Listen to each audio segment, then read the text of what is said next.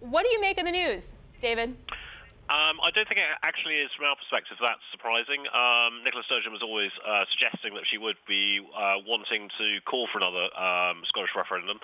Remember that it's not in her gift. Theresa May has to agree to this, so it's by no means clear that Theresa May will agree to another Scottish referendum. But obviously, in Scotland, they are beginning now to play more political games. On economic grounds, it's going to be very, very difficult and problematic for Scotland to really go it alone. We did a piece on this a couple of weeks or so ago, highlighting that Scotland has really underperformed the rest of the UK since basically the middle of 2015, and they're running a budget deficit of approaching 10 percentage points of their GDP, even if they got the oil revenues. Obviously, the oil revenues in Scotland today are a lot less than they would have been at the peak.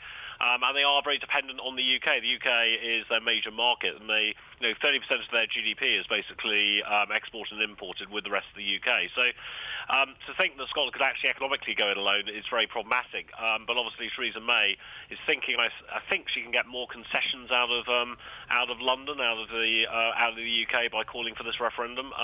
We'll have to see where it goes. So exactly, David, is this really Nicola Sturgeon saying, I want out, or is it really starting a negotiation? And if the latter, what specifically does she want out of London?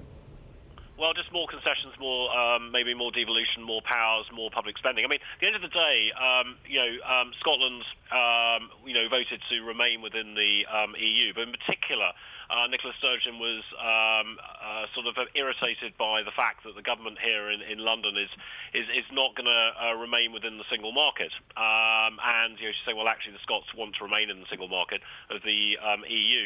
The problem is Scotland as a separate entity would have to apply to rejoin the EU, and that then would lead to membership of the Eurozone, because basically they wouldn't have an opt-out as a separate country. The UK had its own opt-out.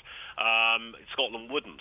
So I think when you look at it, hard facts analysis, it would be very, very difficult for Scotland to go it alone. I mean, if you look at the labour market stats, employment in Scotland is currently declining, whereas in the rest of the UK it's growing at about 2% year on year. We don't fully understand why Scotland economically has done so much worse than the rest of the UK since the second quarter of 2015, but that's what the data tells us.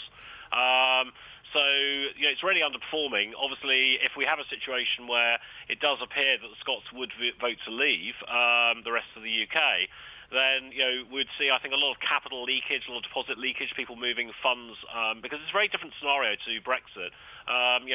Scotland pulling out of the rest of the UK would I think be really problematic for them indeed.